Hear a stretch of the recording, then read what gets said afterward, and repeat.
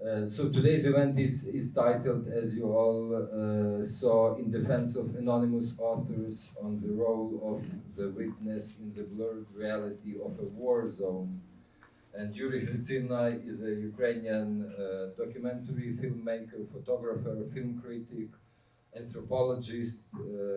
He's in particular the author of a very important for the Ukrainian film documentary history after Maidan, the experimental documentary film titled Warta 1, Lviv, Ukraine, that he made in 2016, which was very much acclaimed by different critics and has been really a constant point of reference, I would say, for different Ukrainian filmmakers.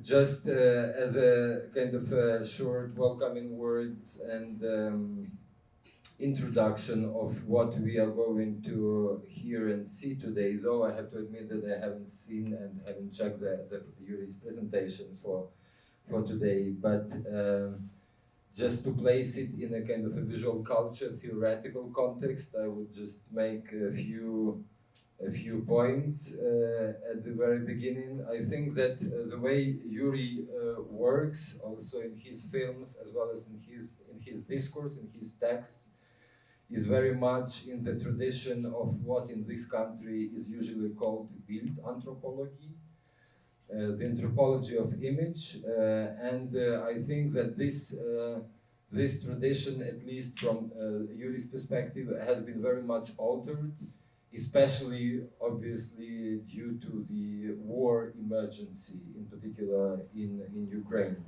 And this emergency actually dictates the way we perceive imagery as such today, because we are basically in the situation, not only the Ukrainians as we are, but all of us, in which due to many factors in which imagery or the image as such became the battlefield itself, apart from what it obviously depicts.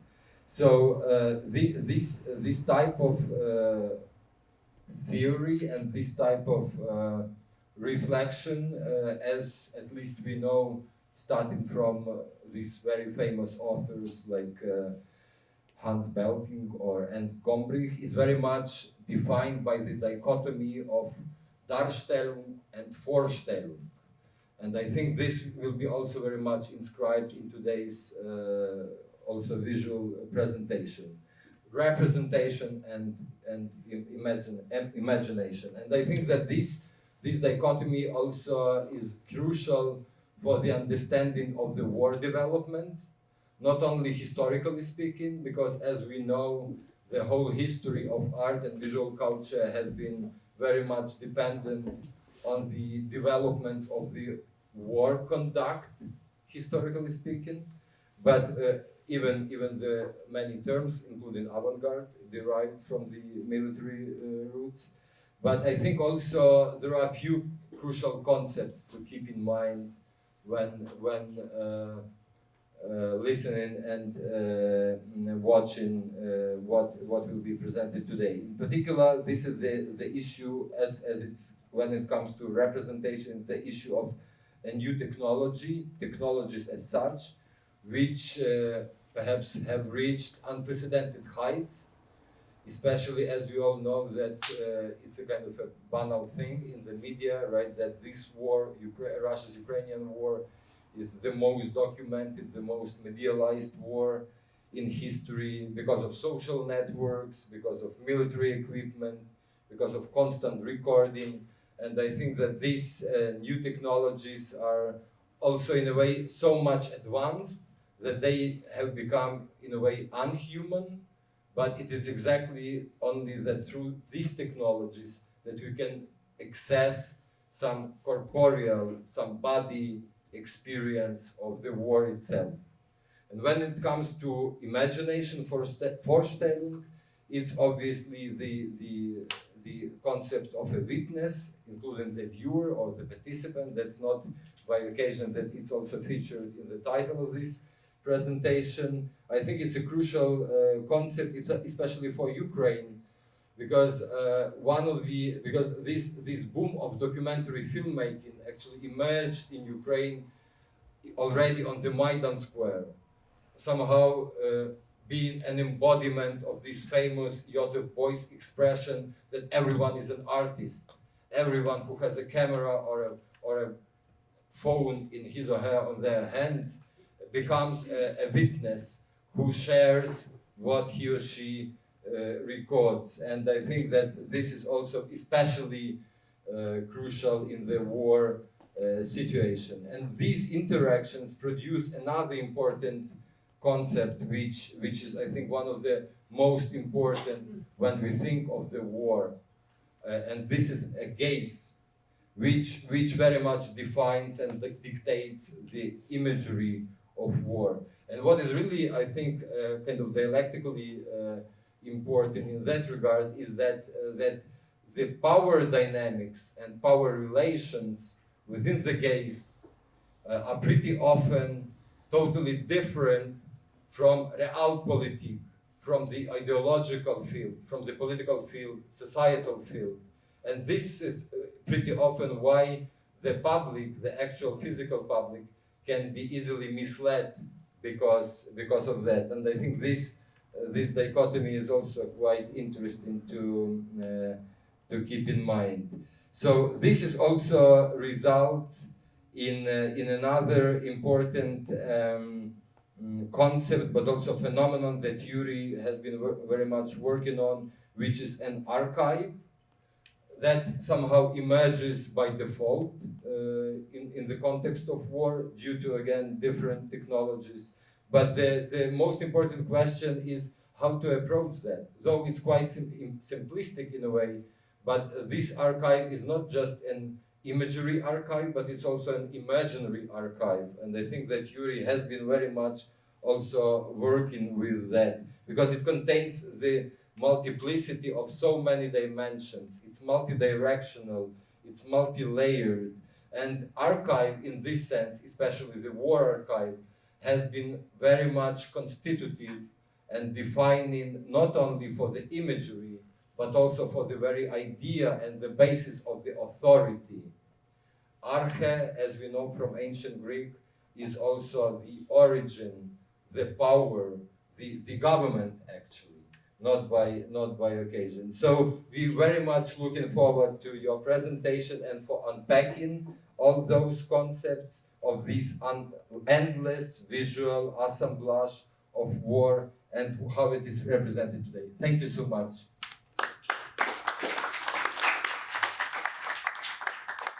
Before I start, I actually want to apologize for images that could be triggering for some people, especially if we have some Ukrainians in the audience. I'd like to apologize because I tried not to go too deep into the core of these images, but I still selected the ones I thought that are important and representative. So I modified the title of the presentation, and now it's called "No One Bears Witness for the Witness," and it's actually a quote from from Paul Celan, from a poem by him. And as Vasil actually mentioned, it is the most documented war. You see it in all the titles, like some kind of symposium are called like this, and you see it in New York Times. But still there are people who think that it's not the case, like the son of Donald Trump or Elon Musk. They think that all these visual materials amount to nothing, or they're just looking in wrong places and don't see it. But actually, sorry, it has a lag here. Actually, if you look at the statistics, you see that this war is not so much present on the screens in the internet, especially in mainstream social media, like when we talk about Instagram or YouTube. It's like going down with its presence, but still for people, especially in Ukraine, we all know that these images actually circulate mainly on Telegram, not on this mainstream YouTube channels, and Telegram, I know especially in Germany, is connotated with all these meanings, that is kind of a network where people who like conspiracy theories and stuff congregate. But in Ukraine, Telegram is a very vital and actually the most important messenger who also has channels, and via these channels information is circulated and shared, and this is how it all works. And most of the images that you will see here were sourced from Telegram, actually. Because we have to differentiate between two types of witnessing. We have this kind of amateur witnessing and producing of kind of vernacular photography, and we have professional witnessing, like professional reporting, and it often looks like that. It's actually a picture taken by a professional photographer, Yefrem Lukatsky, one of the most experienced war and conflict photographers in Ukraine. And this is obviously a picture from Bucha, where you see all the Western photographers trying to take a picture, but still actually all taking the same picture, maybe from different angles, but still it's the same picture. And sorry, I have to skip it like this because it has a lag on my laptop. But I think I'll start with this categorizing by explaining the functions of these images. And the first function would obviously be the spreading of information. You have an event, you want to talk about it, you want to say about this event, you want people to know, and you just record it and you try to share it. And this is actually a still from a film by Raczynski and Rewkowski, artist duo that is very important for this theme of witnessing. And it's from their fresh film that is going to be presented in Venice, and it's called Civilians Invasion. It consists entirely of pictures recorded by civilians and posted online.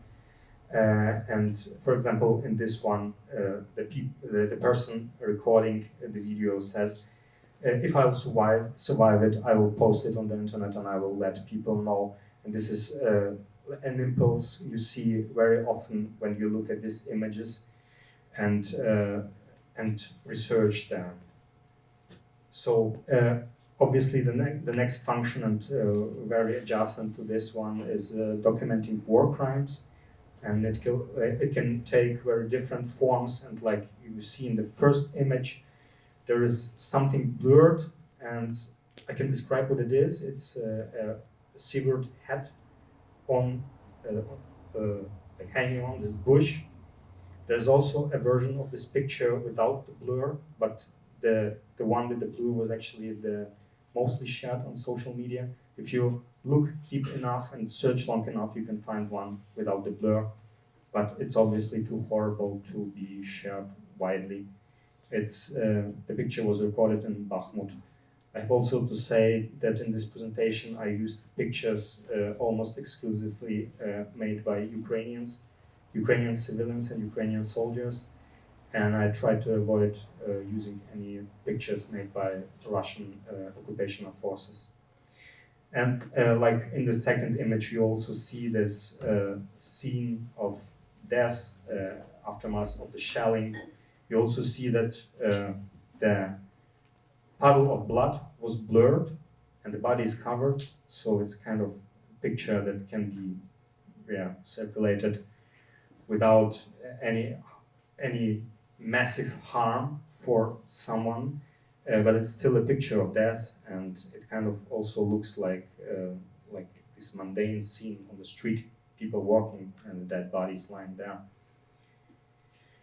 Another function is self-representation. It's how people want to represent themselves, and obviously in the context of war, we talk about self-representation of soldiers. This is how they want to be described to the outer world.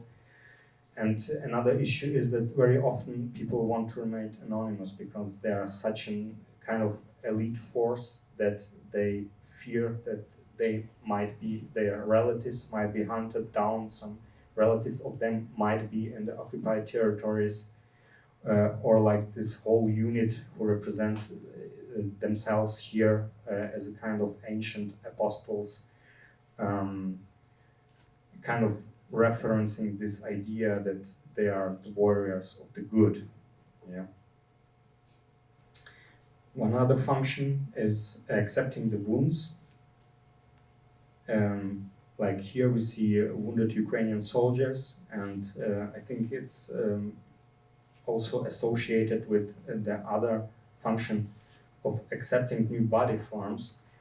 We kind of can think about Weimar Germany and paintings of Otto Dix and all these severed bodies that were probably that were suddenly in the streets of Berlin and Weimar Germany, and a kind of art was a form, an attempt to find a form for this new body forms. And it's also important to say that it's often kind of in the form of a selfie, and in the form of the person, the injured person, recording himself to understand his new body form and to let the world know about this new body form, and a kind of accepting it. One other obvious function is commemoration, and like in the first image we see a Facebook post and then a photo posted by an Ukrainian woman soldier who says that actually this is a picture of me celebrating my birthday in besieged Mariupol in Azovstal, and if you look at this image, there's only me surviving, and all other are dead. Yeah, they're gone. They're not in captivity. They're not injured. They are just dead in this battle of Mariupol. Or like this other image, another screenshot of someone writing to someone who has a bigger Facebook group dedicated to the memory of fallen Ukrainian soldiers, and asking, I just want you to post a picture of my dad who died in battle. I just want the people to see him and understand that he was a hero. Just post the picture in the stories, no tagging, no names, and I would be very grateful to you.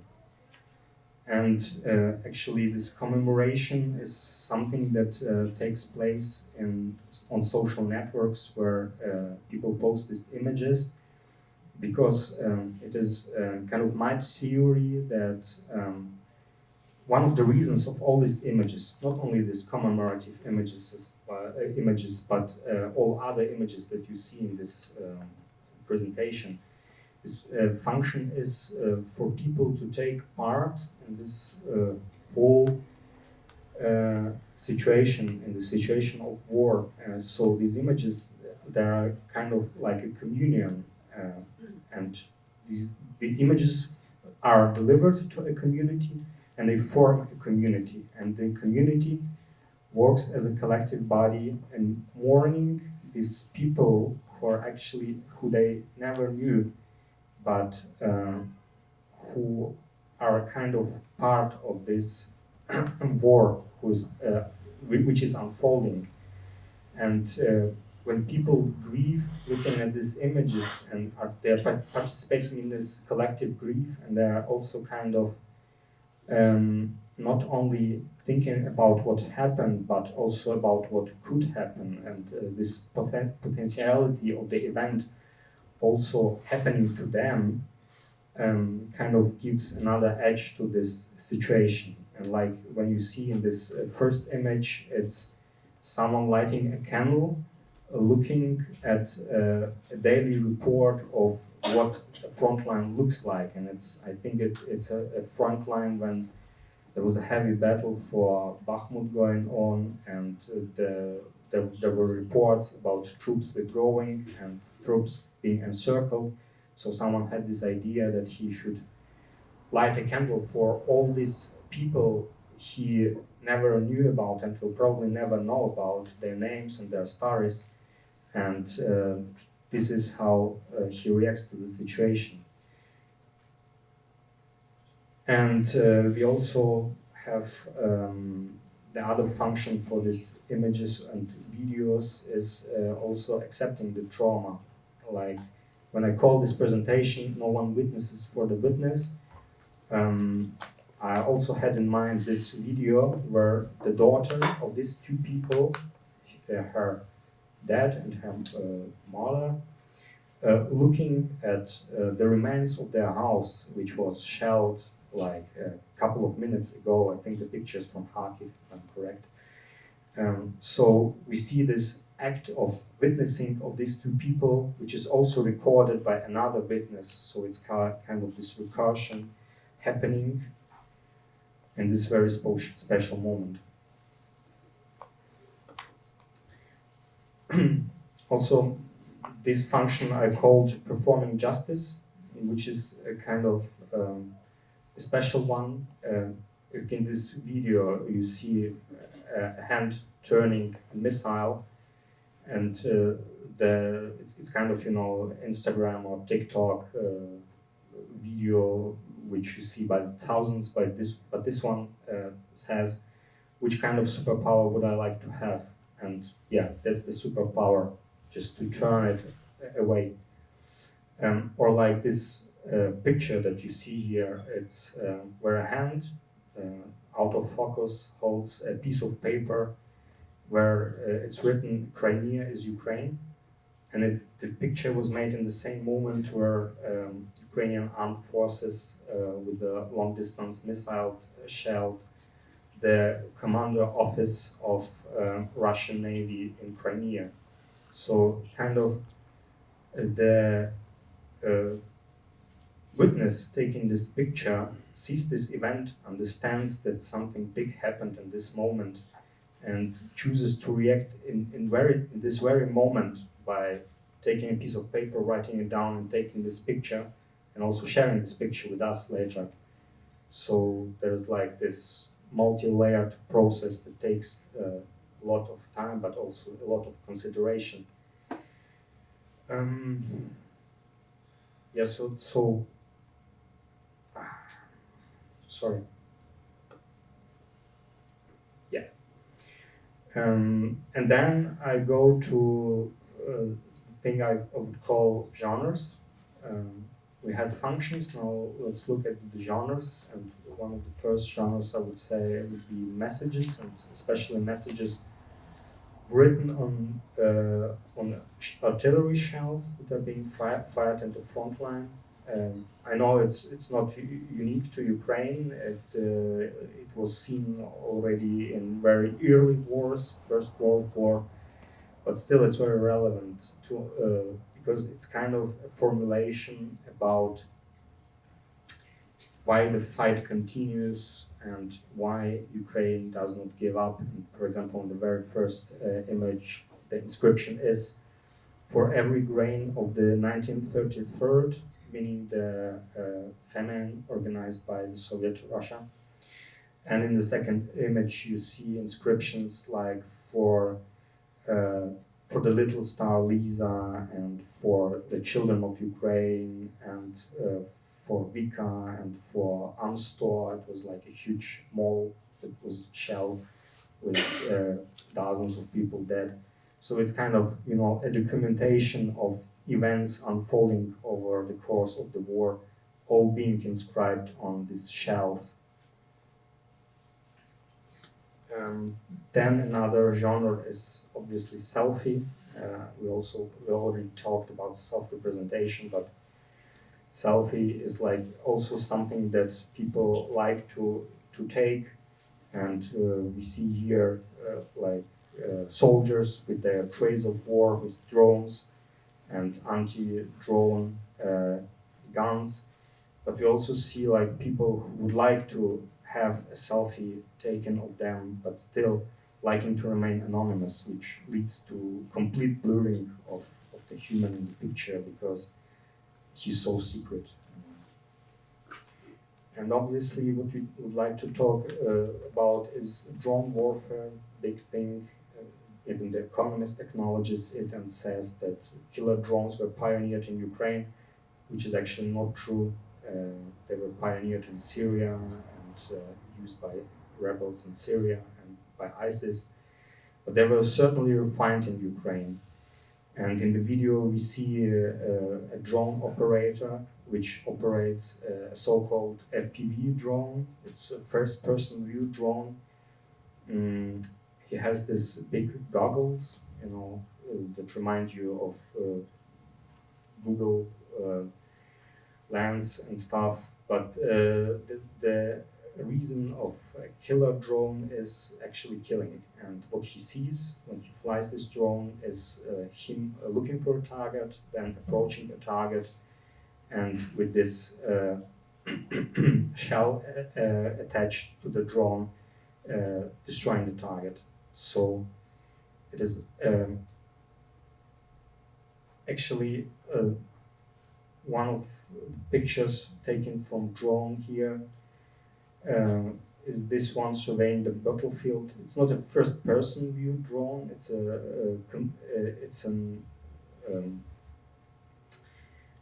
a small drone.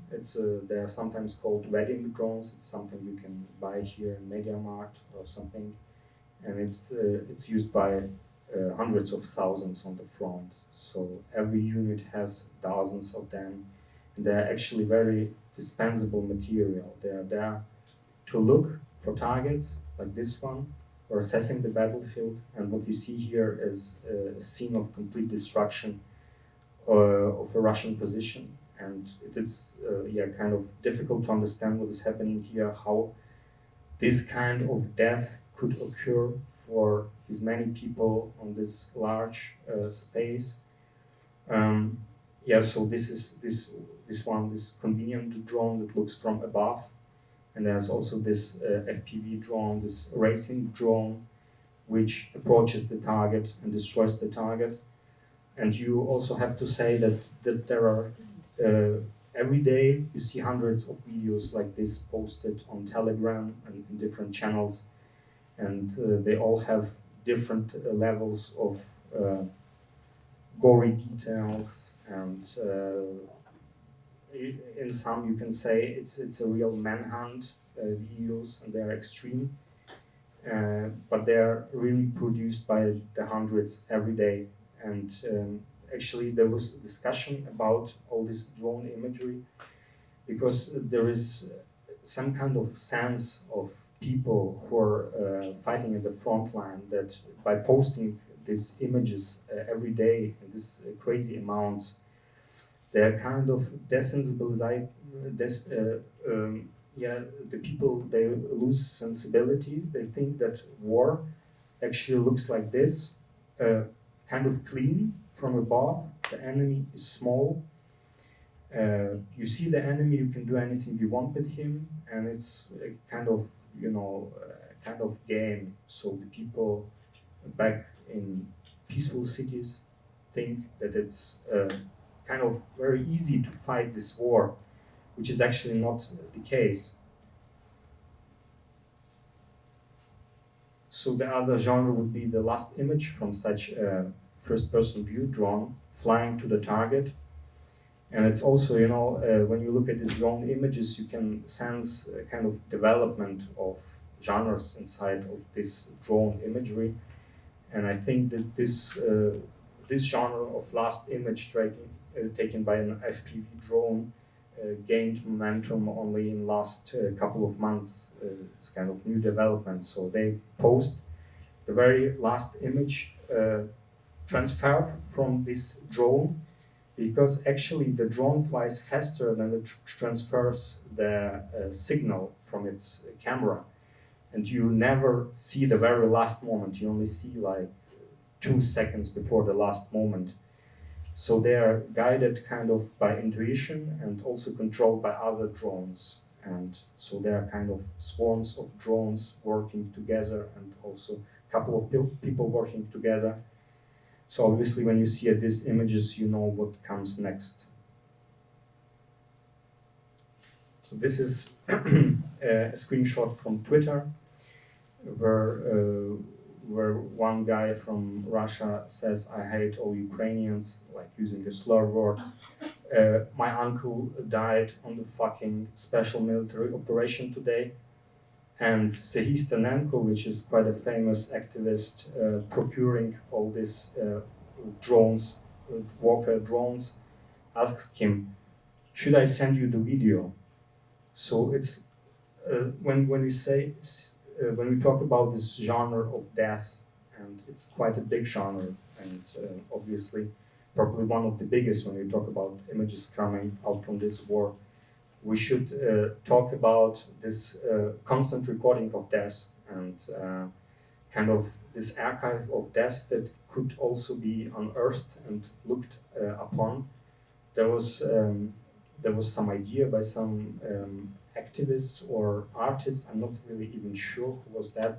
They were saying that in Russia you should go to the graveyards, find the fresh graves of people, of soldiers who died in the war in Ukraine, and you should post QR codes for these videos, so they would know how they died. And it could look extremely cynical from Berlin, but this is like the reality of what is going on. Because here we come to a genre of enemy losses. This is a picture recorded from a drone. And if you look at it in this first form, there's probably nothing going on in this picture, but if you look close enough, there are bodies lying in this field. And there's like the picture from Twitter where someone tried to calculate all the bodies, and you see like about more than 30 or 40 bodies in this one field, and one image recorded by this drone. And drone, it makes kind of everything look small and manageable, and also kind of clean, but it can also let us perceive the insane scale of this war and of the events that unfold there.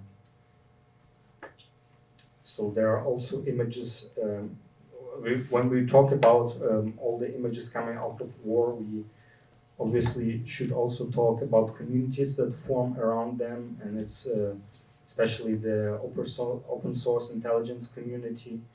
And these are mostly people who are actually based in Western Europe and USA, who collect images from Telegram, like mine these images that are being produced in Ukraine and use them to identify the losses of equipment and of people, of Russian soldiers. And they use different techniques. They use satellite images, and they use the videos, and they kind of, like for this one where you see the front line, and then you see identified all the losses on this special day, on this special week where they occurred. And this takes a form of such kind of lists where you see what kind of equipment was lost, in which way, and when you see this column, you see it's written almost everywhere FPV drones. They are like destroyed by this drone that you have seen a couple of slides before, and they also mostly they have links for every video, so they kind of, and these are the losses that are documented for 1 day, in this case November 13, 2023. And so obvious genre, once again, death. And this death can take very different forms, like you see here in the video. This is this very anonymous death coming out of nowhere, probably a shell or a FPV drone.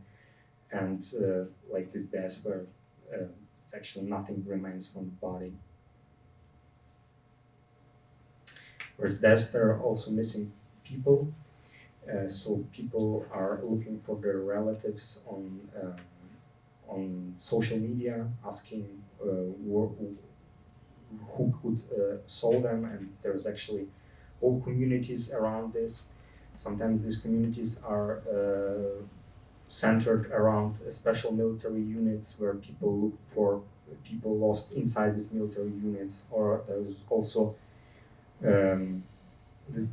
like here you can see an image from community of people looking for missing persons who were missed in Mariupol. And like, for example, here you see a post saying, stop the search, we have found our relatives, they died on 13 March of 2022.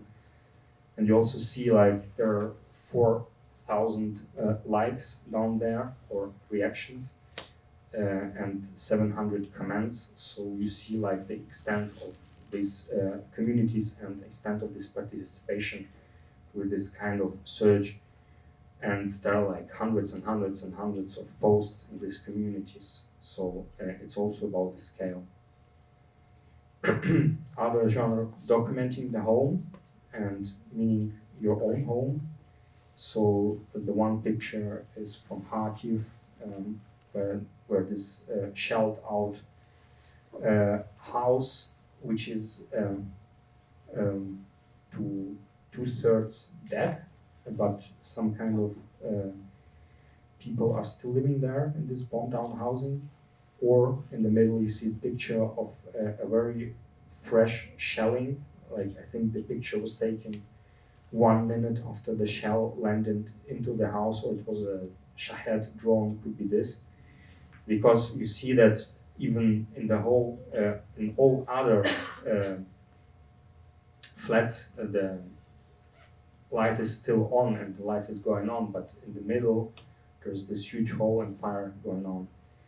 And sometimes people see pictures taken of their own home and posting it then on social media, like this one user saying, do you see this this toilet up there? Okay, you can see it right here very good, but they're up there, almost near the roof, there's a toilet hanging, and the person says, do you see this toilet? It's mine. So it was my flat. And you also see that it's like 14,000 likes. That's the amount of participation that these images infuse.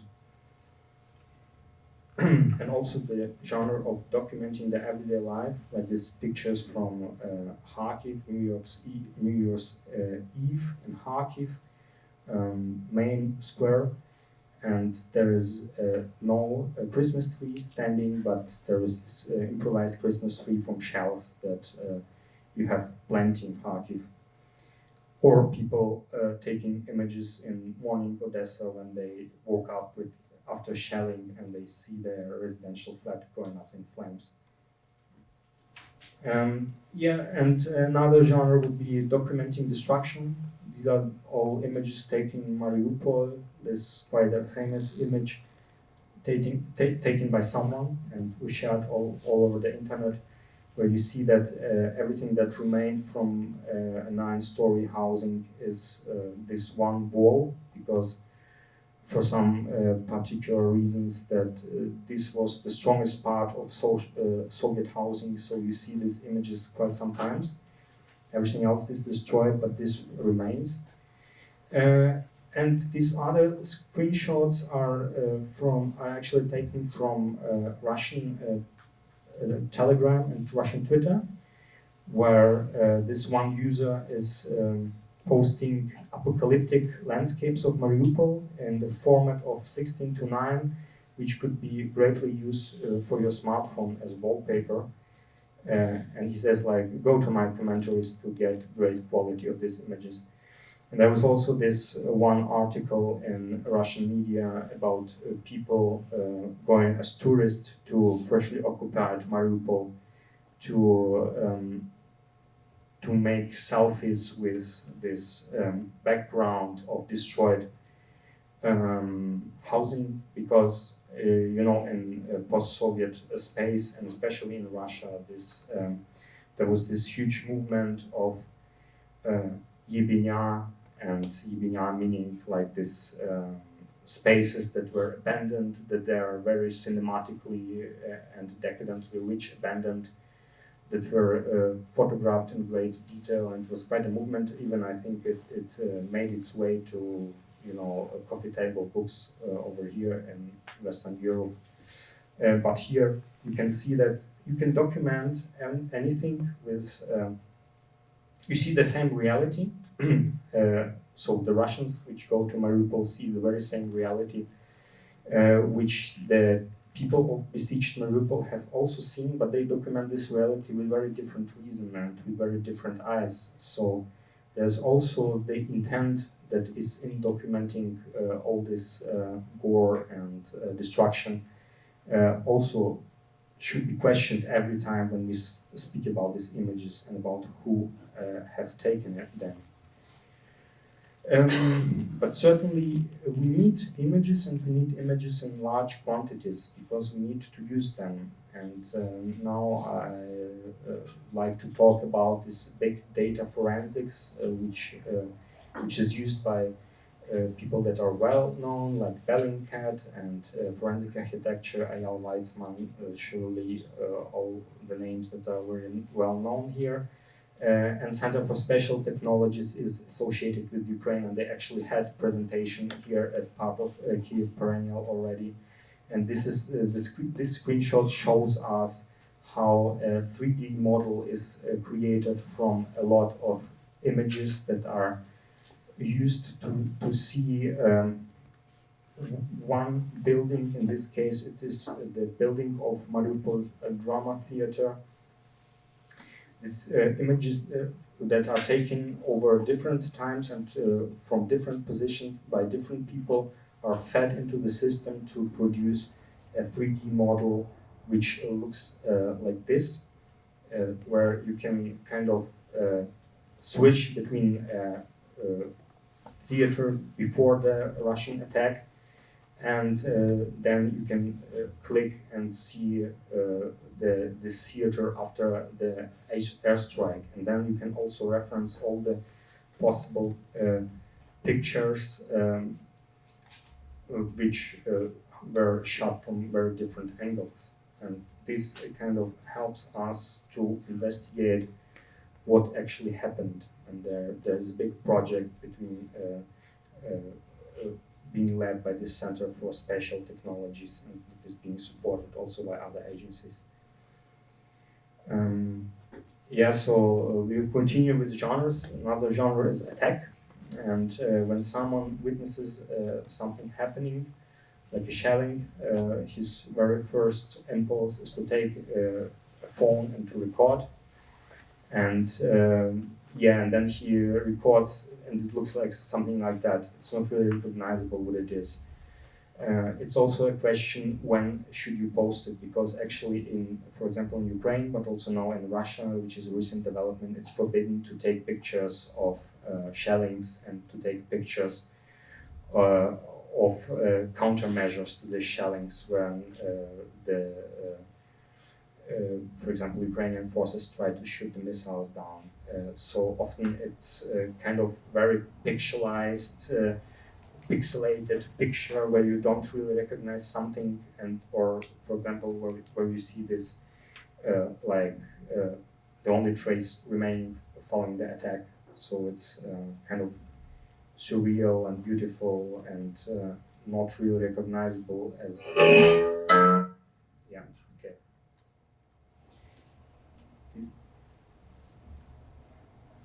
So these are images and videos taken at the front line by the soldiers. So kind of the first video begins as an attempt to take a selfie, and then what follows is a shelling. And in the second image, you see someone walking through the trenches and kind of describing how this life in the trenches looks like, and it looks very horrible, actually. But this is the only way that the reality of the front line of this trench warfare can be made sensible for us and transferred kind of to the screens and the safe surroundings.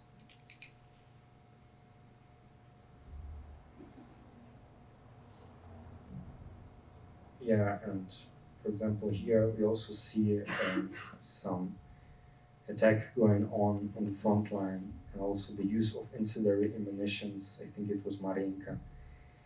And yeah, it's obviously also a part of self-representation, of reporting what life looks like on the front line. And if in one case it's kind of more of looking like an action film and heroic, it can also take all very different forms. Like, for example, on the Russian side, you often witness videos where people just go through trenches and show, like, this is the corpse of one of our soldiers, and here and it's another lying there, and yeah, it's a difficult reality.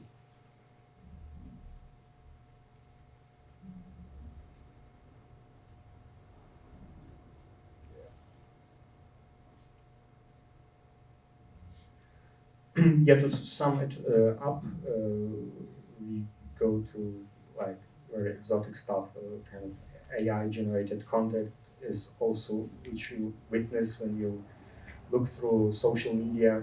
Like, for example, this image of a child standing in the ruins, and it also has this Ukrainian flag on the jacket, and it was kind of interesting because at the moment it was posted and went viral on social media, it was perceived by a lot of people as being real, and we shared in this context. And then there were people saying, "Are you crazy? It's obviously it's AI generated, like this recognizable DALL-E aesthetics."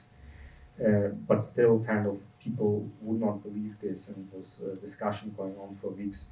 But there's also kind of very exotic stuff going on, like this. There was this website, Endlessly Dead Zelensky.com, created by someone where you could watch all the time very different images of dead Zelensky, and it was like created live, so the images were every time you refreshed the page, they were new. So I think that says something about the state of minds and this desire for other images, even if in this case, when you have such a great amount of images coming every day, you still have the urge to have images that are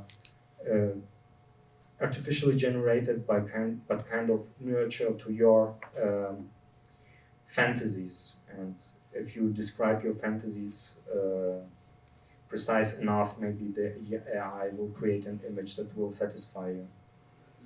Like, for example, in this image from the village of Krynki, image of Krynki is on the left bank of Dnipro, actually the only outpost of Ukraine, in Kherson area on the left bank of Ukraine. There is a very fierce battle going on there for like months, and it's also a territory where very little images come out of. There, no journalists are allowed to go there, and Ukrainian soldiers also don't post much from there because it's very dangerous. So there was this one image, and it looked very AI generated to me for sure. But when I fed it to a system that checks images for their origin, it could not really decide. It said like 60% AI and 40% human. Well, I don't know. Another case would be a case of Alexander Matsievsky. It was a Ukrainian soldier that was executed by Russian forces on the front line after being taken capture. It was also a very famous case because a video of the execution was leaked by Russian forces on the internet, where he says, "Glory to Ukraine," and being shot immediately after that. I think the idea was the intimidation, but it has the effect that it kind of very much united people, and it was a great discussion. And it was the only image of him in this context, like this very small, very short video, like for 20 seconds. And someone took his picture out of this video and cleaned it up with also, I think, a bit of AI. And after that, actually, coming from this image, a life-size statue of him, like from innovative materials. I think wax and all other kind of stuff was created and installed on in the graveyard on his grave. So kind of we see this continuity coming from one very small video and very bad quality, and then upcycling the quality, circulating the image all over the internet, and then it results in this very real monument to him. And when you see this, there is probably also this discussion that this reality is horrible, but it's also somehow cinematic, like this one user from Twitter complaining that some of the drone operators in Ukraine are making needlessly cinematic videos, and frankly, movie makers could learn a thing or two about how to frame shots. So I think we should also, paradoxically, in this context of amateur photography and witness photography and vernacular photography, we should turn to cinema and to look how what the vernacular photography has to do with documentary cinema. And for the first case, I would like to discuss the case of Beata Bubinets and her film The Flight of a Bullet, a film from 2017. Beata Bubinets is a Russian filmmaker who actually made a movie on Maidan and who was following her hero from Maidan to the Ukrainian front line in 2016. And there she shot her second movie, which was this Flight of a Bullet. And the specialty about this movie is that it is shot by herself with one camera, and it just constitutes one single shot being made over 60 minutes with no cutting involved. But actually, why I do call it FPV cinema? Well, because she's behind the camera and she's also part of the camera. And when she shuts this movie, she actually provokes a situation. The movie begins on a territory which is kind of a bit of a gray zone between separatist occupied territory and a territory controlled by Ukraine, where people gather on the bridge, and then Beata Bubinets starts to shoot this movie, and the local people who are on this bridge are obviously not amused about them being filmed on this territory, which actually is not controlled by any kind of forces, because they don't know why she shoots this movie. And they start to react to her, they start to bother her, and then this soldier who she was filming kind of overreacts to the whole situations and takes one local man for interrogation. And actually the rest of the film is the interrogation process of this man, where he starts to speak about, actually it starts as an interrogation but ends as a kind of cooperation, when he starts to talk about where the separatist forces are located, in where special village, and what is the better point to start entering this village. So actually sharing very sensitive information. And this film was later presented at a film festival in Moscow, actually I think next year after it was filmed, which starts us asking questions. And the first question would be, would this situation even occur if there would be no camera? And I think the answer is obviously that this situation would not occur. And the second question is, if you film this situation, is it necessary to release this movie like almost instantly? And the screening in Moscow was obviously a scandal, because Russian patriotic forces appeared there and started like chanting their slogans, and they kind of interrupted the screening. But actually the life of this man was in great danger, and we actually don't know anything about this man, what happened with him afterwards. Yeah. So when we speak about FPV cinema, we also have to speak about Oleg Sentsov, which is a famous Ukrainian filmmaker, which was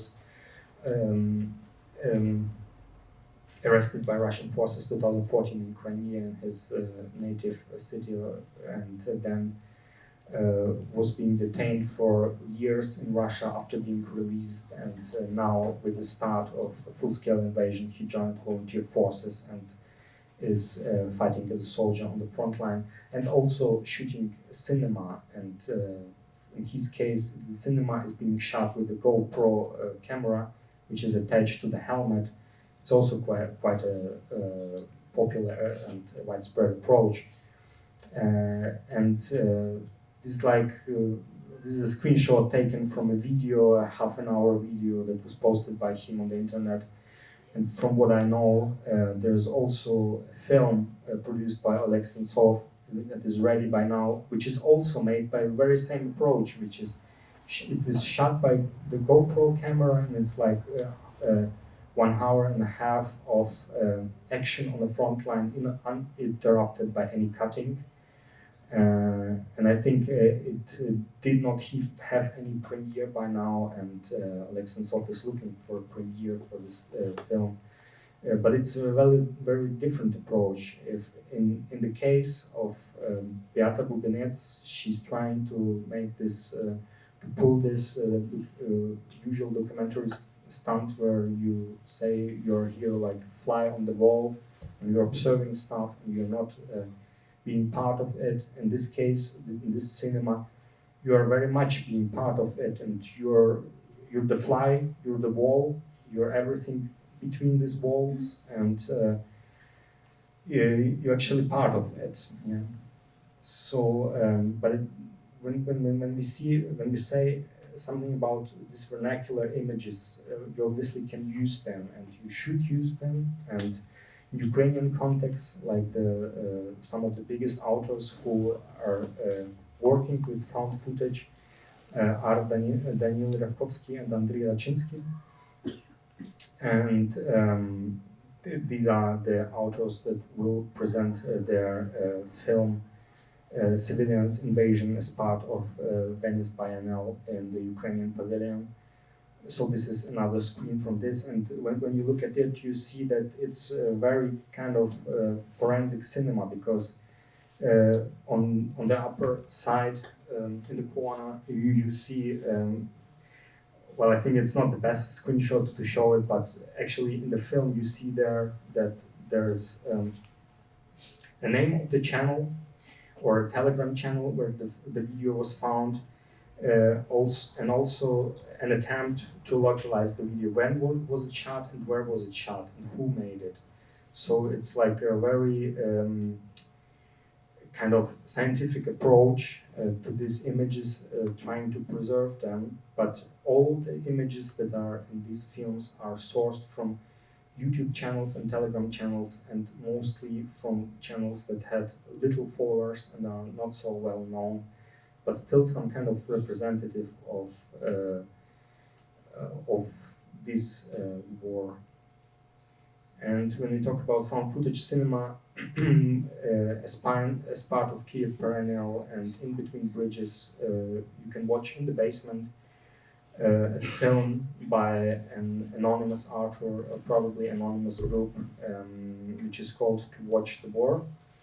It's a 5-hour film that consists entirely out of videos that were sourced also on social media between 2014 and 2018. And so it's kind of the first phase of this war, where the technologies were not so developed like they are now. If you see that movie, you see that there is almost no drone footage there, because drones were very expensive at that point and not used as part of warfare. And most of the images are shot with, like cheap phones. And what's special about this cinema, when you compare it to the previous film, Invasion Civilians, you have like one scene and then cut, then comes another scene, and in this film to watch the war, everything is mixed. The audio and the video are mixed, and they're disjointed, they're desynchronized, they're not in sync, and they kind of take the original videos and take them out of context. Then they demagnetize them, they take out all the ideological message and comments that would result out of them, and they kind of change places. And so it is not a video, I think, that is there to document something or to prove a point. It's more a video that is there to make war sensible, and it also has a kind of interesting comments inside of the film. They're like written sentences on the screen, where it asks a question about the nature of war imagery, and at some point it asks the question that war should not be understood as a linear event which has a start, a finish, and a linear progression from A to B, but it should rather be understood as a succession of events that are happening simultaneously, that are happening everywhere at the same point. And I think it kind of tries to see this this heap of events happening at the same time. I think it's a very interesting artwork, and we actually don't know who made it. We don't really know where it originated. We some kind of can speculate it was made in Ukraine. But these are just rumors, you know, and from what I know, it was never premiered anywhere in like the cinematic form, and this screening as part of Kyiv Perennial is the first screening ever from this this film that is actually intentionally stated as being copyleft and having no author. There's no authorship. The authorship is stated as 443 cameramen. So like everyone who made a video that is part of this film participated in the formation of this event. And it's also interesting to watch because you see this first phase of war, and you see that it is kind of similar but also kind of different. And I think it's also largely forgotten now how it looked back then, because everything is kind of erased to point blank by this new war, which is far more brutal and also far more medialized. Actually, 2014, 2015, I was very much into collecting these images, but in a very unprofessional way. I was like watching these images and collecting them in playlists on YouTube. And once I wanted to have a look again at these images and see like to see these videos, I saw that like 70% of these videos and channels got deleted. They're no more there. So this is, I think it says something about the fragility of such kind of archives. And I think it's also good that such film exists, because otherwise these videos are not accessible, and they're probably lost for history if no one saved them somewhere. For example, we also have this case of Dana Kavelina, Letter to a Total Dove, quite a famous film made 2020, which was shown in different contexts. Once full-scale invasion occurred, and very much film programs of Ukrainian films took this film as part of the screening. And the film of Dana Kavelina actually deals with war and also with feminist dimension of war, and it combines images from Ukrainian State Archives. It has these animations on montage. It is done by Dana Kavelina herself. And it also involves imagery from this anonymous 5-hour film, To Watch a War. I think I would like to show the difference between these kinds of found footage cinema. The film of Dana Kavelina is very interesting. It's a talented film, for sure. And it was acquired by MoMA now, very recently, like a year ago, I think. And when you look at it, you see that, now it's acquired by MoMA. Now it's not on view, now it's not on the internet. You can't access it, you can't see it. And it probably also will not be screened again outside of MoMA context. So it also says something about this arts of dealing with vernacular and anonymous videos or pictures, that they exist in a space which is, I don't think I should say it, but I think it's a space which is largely outside of intellectual property discussion.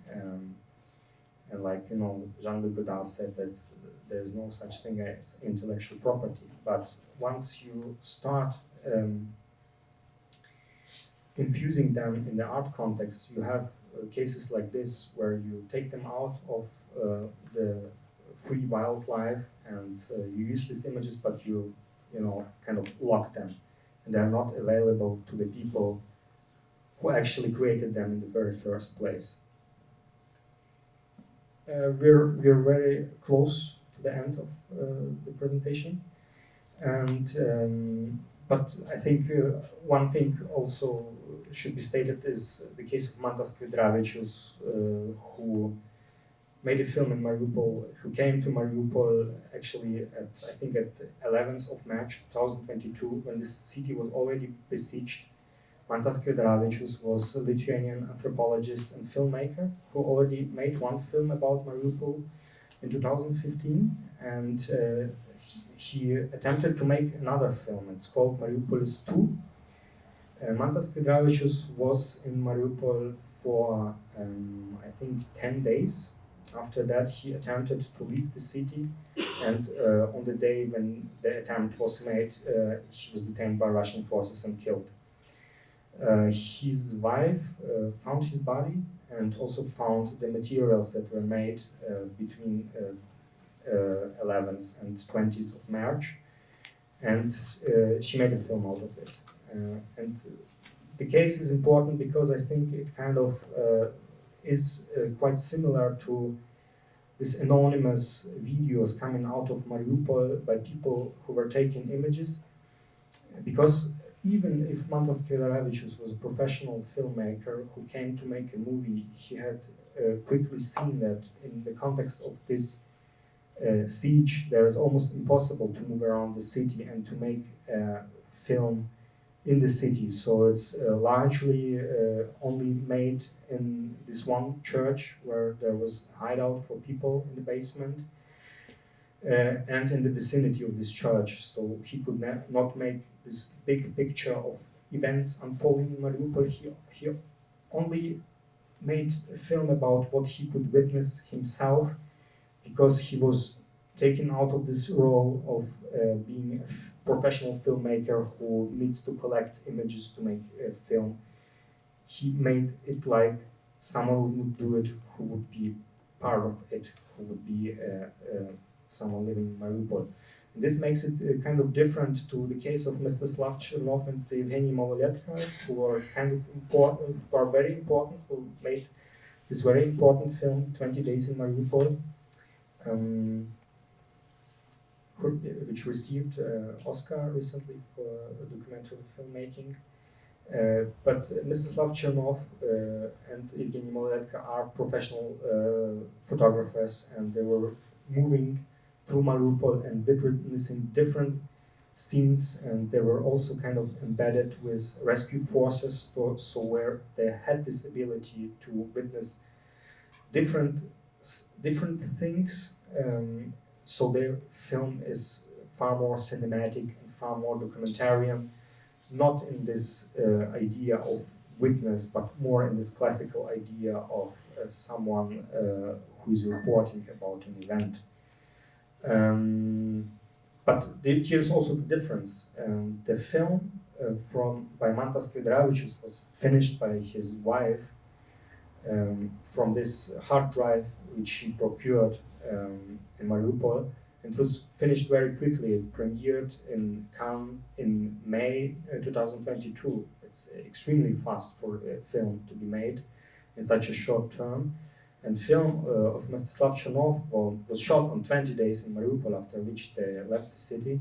But still, this film took almost a year to be made. It was premiered in January 2023 on Sundance Film Festival. And after that, it was screened on different festivals. And before it hit general release on an internet platform, I think it was in November 2023, and before it was premiered in Ukraine on an internet platform which could be accessed by all people and seen by all people in Ukraine, it was very recently, like a couple of weeks ago.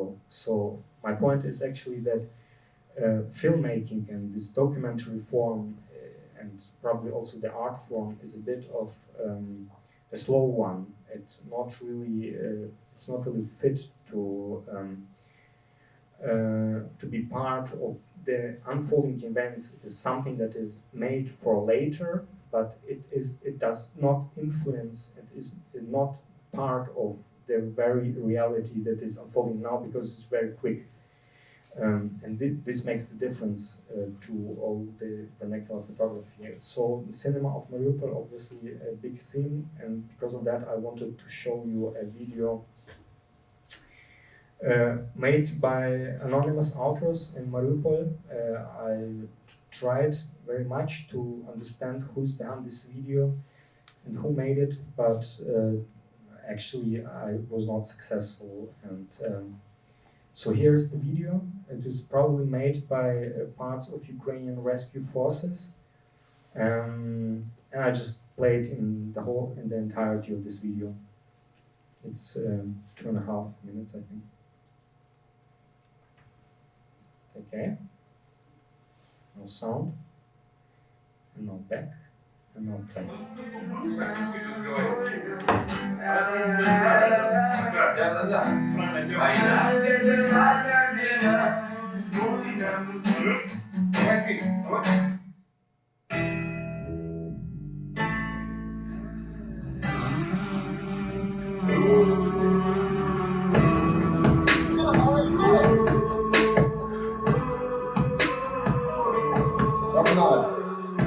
Война никому не нужна, вольно, догорим до рассвета. Война в пепелах ордена, спой нам громким эхом об этом. Война никому не нужна, вольно, догорим до рассвета. Война в пепелах ордена, спой нам громким эхом об этом. Не сыскать и краши на следов, света без войны, света и лета. Облаками взята планета, на страже мои небеса. Бой-бой-бой, рисовали цветом на знамя, красными, как кровь, полосами, желтыми, как солнце над нами, зеленый мой заян, моя Растафари. Война никому не нужна, вольно, догорим до рассвета. Война в пепелах ордена, спой нам громким эхом об этом. Война никому не нужна, вольно, догорим до рассвета. Война в пепелах ордена, спой нам громким эхом об этом. Ай, да раньше б нам жабжо, много уцелело бы, братцы. Не действительно звезды ночами, откачав ночи в самом начале. Все запечатлим, чтоб на счастье знакомой до тропой от ненасти. Успел на паровоз, вот и здрасте, весь меня тайна подальше от войны. Война никому не нужна, вольно, догорим до рассвета. Война в пепелах ордена, с воином, громким эхом об этом. Война никому не нужна, вольно, догорим до рассвета. Война в пепелах ордена, с воином, громким эхом об этом. Война никому не нужна, вольно, догорим до рассвета. Война в пепелах ордена, с воином, громким эхом об этом. Война никому не нужна, вольно, догорим до рассвета.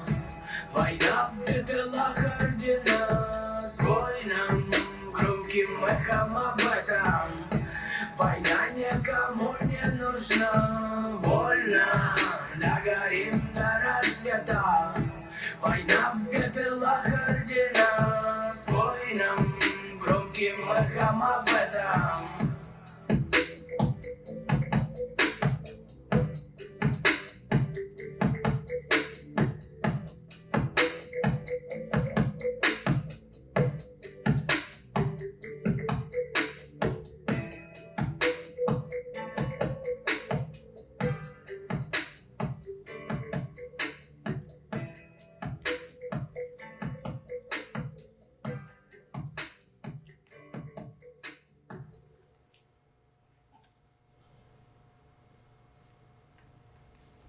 Well, so as you see, it's also kind of,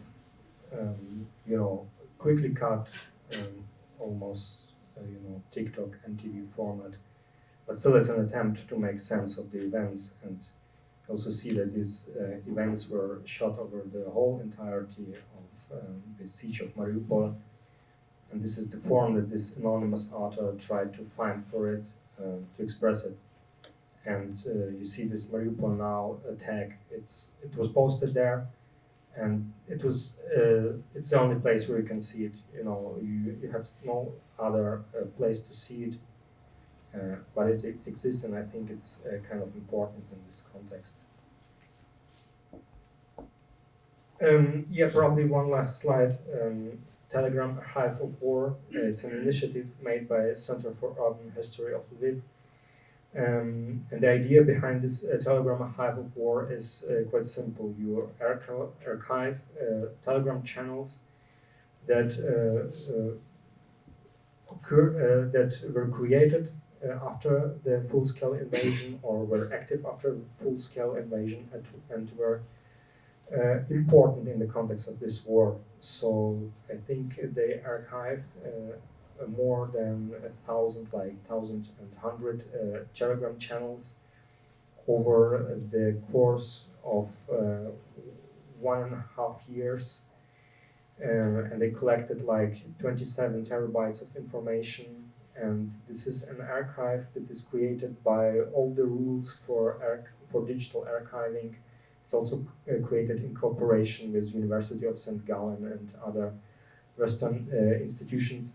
And the idea behind it is to preserve all these channels that were active then, to preserve all the messages that were exchanged then, all the pictures that were exchanged then, and to make them accessible to researchers. Because this archive is created with strict rules, and you can search it. And it is very important, or I rather should say it will be very important, because even if this active archiving was stopped in the middle of 2023, this archive is not accessible right now because the creators of it, the team behind Taras Nazaruk at Center for Urban History of Lviv, is still considering the ways this archive can be made accessible to someone. The events that occurred in this time are still too fresh, and the information that was collected in an automatic way during this time still can be dangerous and still can be kind of used against someone or used as part of warfare. So it's still not released to the general public. But the idea is that at some point it will be accessible to historians, to researchers, and also to artists. So, in my opinion, it is the most important archiving initiative right now in Ukraine. Like you see on this screen, they are only a part of tags of things that are in this archive, like weighted on their importance in this archive, and I think it is very interesting. Yeah. So, really, I promise this is the last slide. This is a text that I translated from Yevgenia Belorusits, which was published in recently created Berlin Review magazine, and the text is called "No End to War," and there she describes many things that are going on in Ukraine, but also a situation with her friend who went to Kharkiv and wanted to photograph a shelled housing complex, like the one you have seen previously.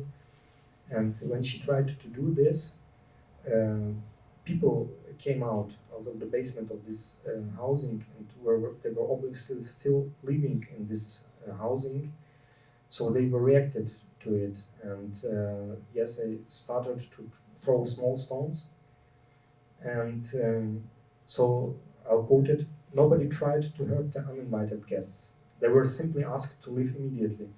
I suspect the idea that this catastrophe could become a spectacle or a souvenir photo for someone, even in the form of a report about the war, seemed unbearable to the residents of this house. The gap between those who come here to document what happened and those who live in it continuously has become too great. My friend didn't try to persuade anyone or explain her intentions. She left immediately. Is it possible to document a reality that neither the photographer nor the people appearing in the picture want to accept?" And I think with this quote, I can end my presentation, and the rest we can discuss later. Thanks.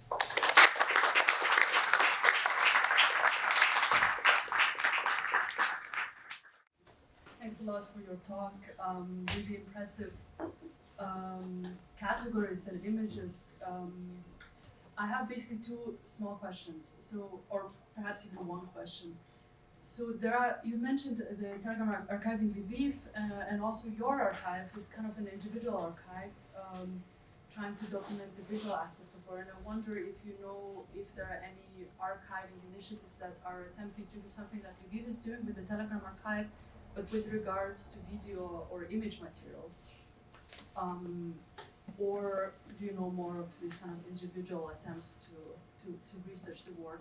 And maybe a last short comment, I find really convincing this kind of differentiation or analysis of images with regards to genres and functionalities or functions. And I wonder, maybe kind of one additional category might be interesting or helpful, like the specificity of the medium, which also links the images to archiving capacity. So Lviv is archiving Telegram because Telegram is enabling or allowing them to do it in a kind of easy way. Although it also, of course, requires a lot of resources, but like, Twitter, with its data policies, kind of closed the possibility for researchers to do research or for archivists to archive. So yeah, just the thought of adding this kind of medium specificity might make these images kind of organize them in a way that maybe allows us to think also about their archiving capacities. Yeah, just thanks. Yeah, sure. Thanks.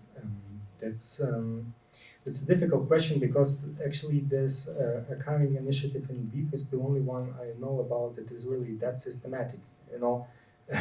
As you said, I have my archive, sure, but it's very primitive. It's like you are only one human looking through that much of stuff at one day, and you only see these channels that you watch, and you also only see what they post. So they're kind of curating the stuff for you, and then you are kind of curating it for yourself. And this is choosing after choosing after choosing, so it's selected much in a great way and filtered, kind of also because of aesthetic preferences, because you like this and that stuff, you save it, and even if you want to save it in an archive way, so you can later remember who posted it where, it takes a lot of time. And that's why I like this WIF initiative very much, because they have done it in a very great way. But the problem with that is it's not ongoing anymore. It was made for this 1 year and a half. And so basically now I'm not aware that someone is doing it. And it's also what you said very right. They were not archiving these millions and millions of videos, because if they would start this, they would need hundreds of terabytes, and that would be extremely difficult. And actually, I'm not sure that someone is doing it, and I think that's also a big problem, because already now we have seen that some Telegram channels deleted their stuff, and Telegram obviously is very convenient for this kind of archiving, because everyone can do it. You just hit a button and it downloads everything for you. And it's also this free-for-all territory where there is no censoring and there is no copyright and stuff. Yeah, but I think that it would be an initiative that should be launched by someone, and probably even outside of Ukraine, if it's not too late. I'm not sure, but yeah, it's certainly something that should be thought about.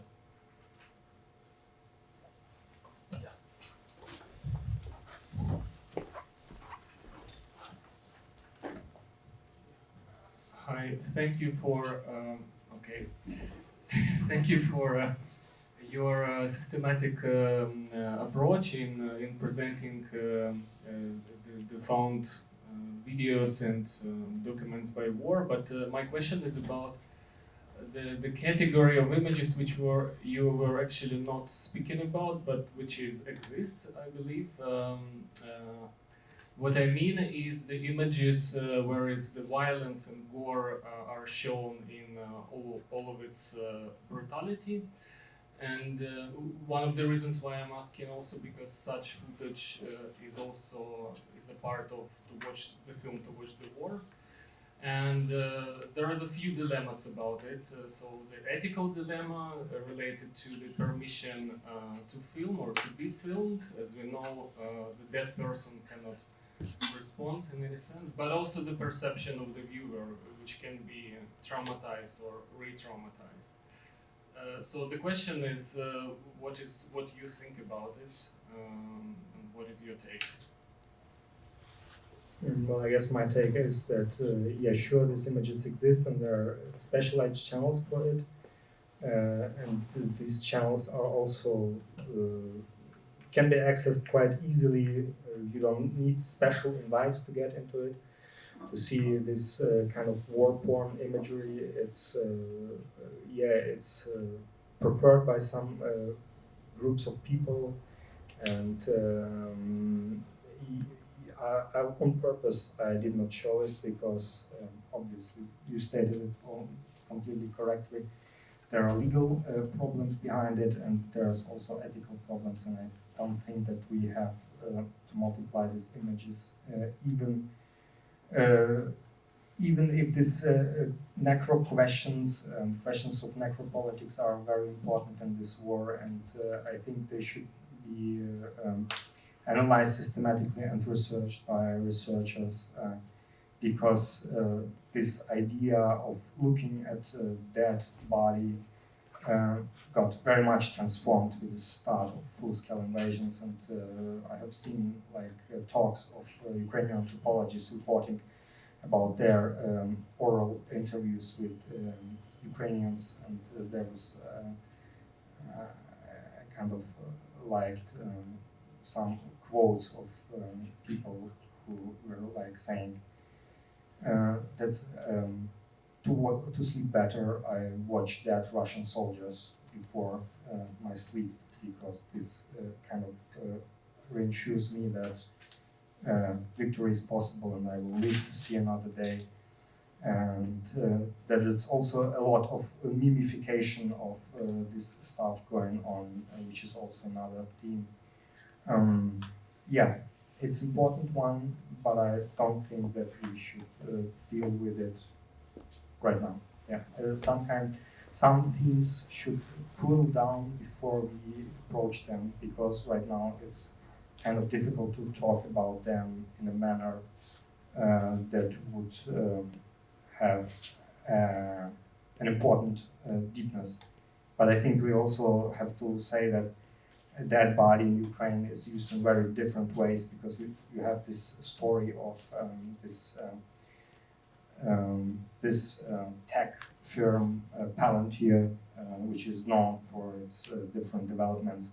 It is developing face recognition software, and it's using it on bodies of dead Russian soldiers to kind of reconstruct a human face out from something that can be hugely deformed. It reconstructs a 3D face that is then searched on the internet.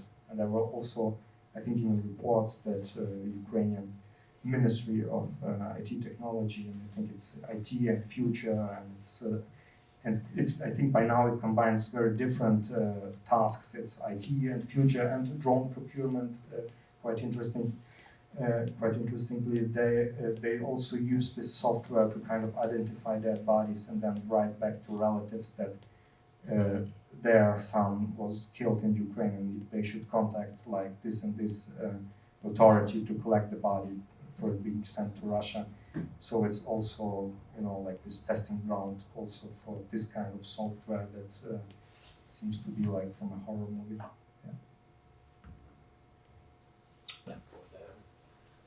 Yes. No, I don't need that. I don't think. But it's better for the recording. Okay. Yes. Yeah. If Okay. you could stand up kindly. Yeah. Okay, sorry. Yeah. Thanks. I have a question about language. I'm a total outsider, but I also feel that I'm an outsider because I can't read Cyrillic, and all these images are tagged, and there's an element of language that is part of this discussion that it means that this is a kind of closed off environment. Can you talk a bit about that? And my other question was, at the very beginning you showed an image where you said, and you used the passive voice, and you said it was made blurred, or it's been cleaned. Yeah.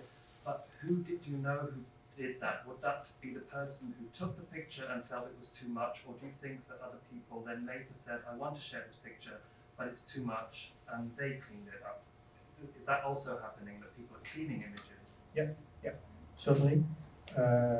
Quite often it's when the image is taken over by a local authority, which is posting about an event occurring in this city or something.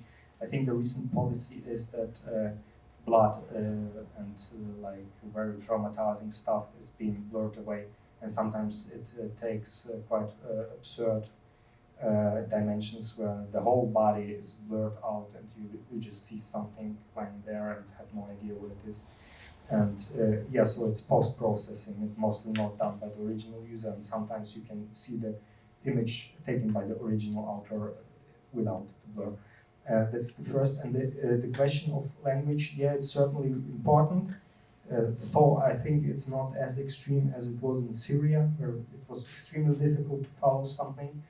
And now with this advent of automatic translation that is being better and better, it's easier to see it. And I think there's also automatic translation for Telegram now. I'm not sure how it works, if it works with desktop version, but still. And obviously, if as for a lot of other people in the West who are interested in this, Twitter is the place to go, right? Because on Twitter you have this kind of activists that translate, that subtitle videos and translate these screenshots, but also it is heavily curated. Sure, this is not, you won't see the full amount of the events. It is also ideologically biased, and So you get to see only the stuff that people see as relevant to be translated because it's emblematic and iconic, and it's not always the most interesting stuff. So, but yeah, on Twitter, Twitter is like this kind of second base after the first base of Telegram, where everything is sourced. This is the mine, and Twitter is kind of this enrichment of the coal that is being procured in the mine. Telegram, yeah. Yeah, thank you also from my side for this also moving, very moving presentation. I was wondering, I'm not very sure about what I'm asking, but when it's about to which goal it leads me, but it's about the donation calls I'm seeing quite often also in the social media, and I don't know what you think about them, if they are, or what kind of images they are using. Yeah, and what it says about the reality of the war, also when it's about the solidarity, the communities creating. So. Yeah, that's it's kind of, I don't know if it will sound shocking, and I did not see these videos of FPV drones, so they probably you will be not as shocked, or probably you have seen them by now somewhere. And sometimes, most of the times, these videos are being produced to show how your donated money is being spent. So if you spend money on FPV drones, and this is like the main reason why people spend money right now in Ukraine on donations, it's drones. They're quite cheap, but you need a lot of them. You have the statistics when you know that you have to launch 10 drones to make one successful hit, for example, on military equipment. So you have to lose 10 drones to succeed in one case. And then probably you will also have this video of this successful hit, and the unit that is responsible for this drone will post this video and say, look, we are successful and we need more drones to make more hits on this military equipment, on these Russian soldiers. So it's kind of, so a lot of these videos, they have this function of mobilizing support and mobilizing donations. Yeah, that's the context in which they are created. That's kind of a big part of their purpose. So in this case, you're right.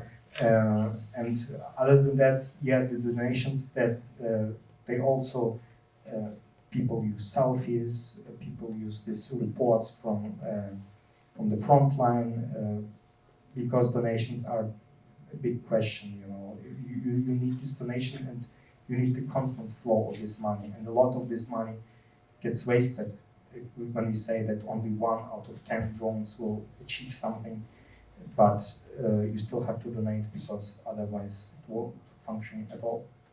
And a lot of donations in the West by people are surely made not for these initiatives, they are made by Ukrainians.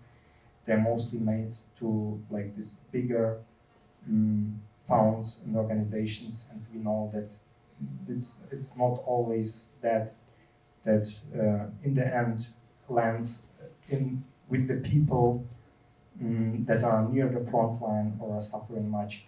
Because I understand that in the West it is easier to donate for civilians than for the military, but I know like small initiatives that deal with frontline villages and people living in the front line or on recently de-occupied territories where no humanitarian initiatives go because it's just too dangerous, and only these small Ukrainian outfits have the courage to go there and support these people, and they're kind of really small outfits that survive on donations from the West, but still from limited amount of people. This is how it works. There was also here, yeah.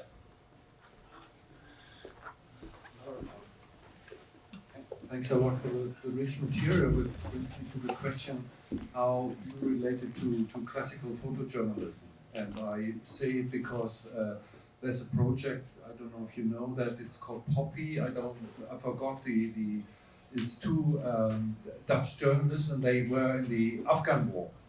And they tried to make their picture, and they found out it's hard to do, and it's more like curating other people's images, which are much closer to it than being a Dutch photojournalist and doing nice pictures for magazines. So my question is a bit what to do beyond showing it and doing analytics.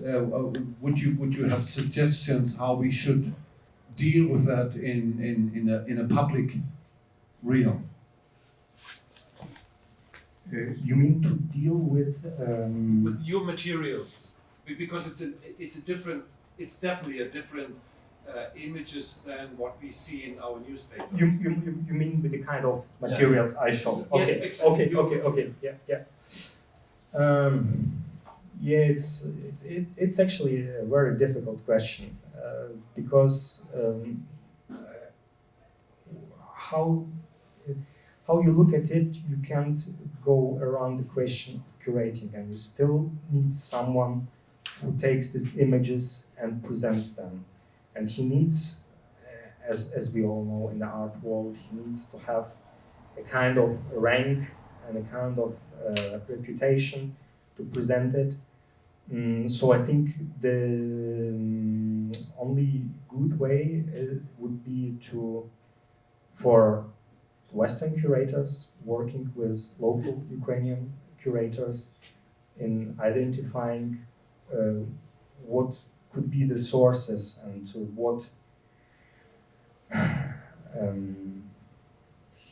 what could work.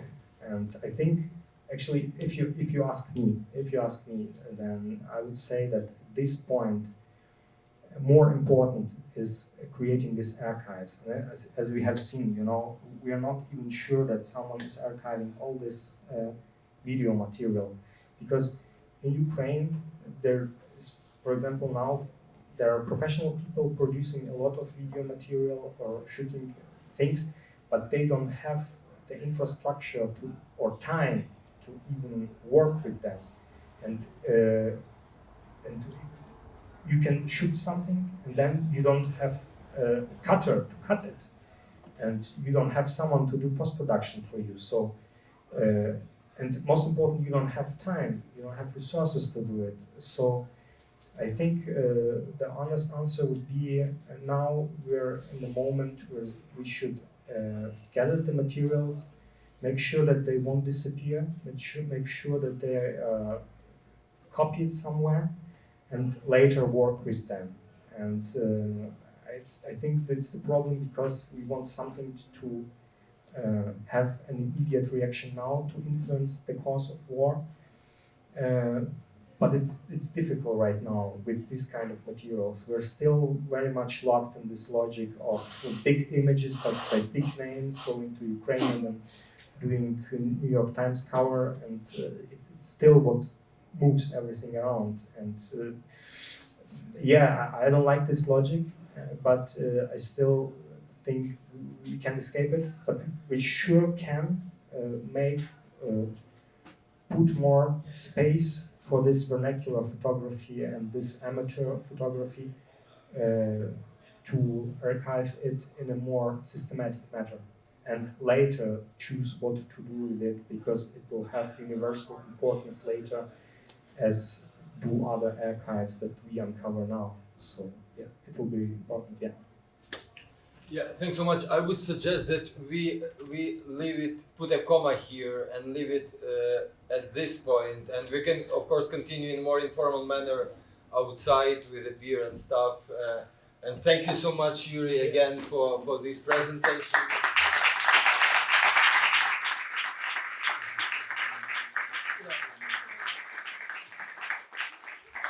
Thanks so much for coming, and as you know from the program, that we reconvene in a week, exactly in the same place here, and we will be having a screening of a really very great documentary dedicated to the queer fighters in Ukraine, those queer representatives of the queer community taking part in the armed forces of Ukraine.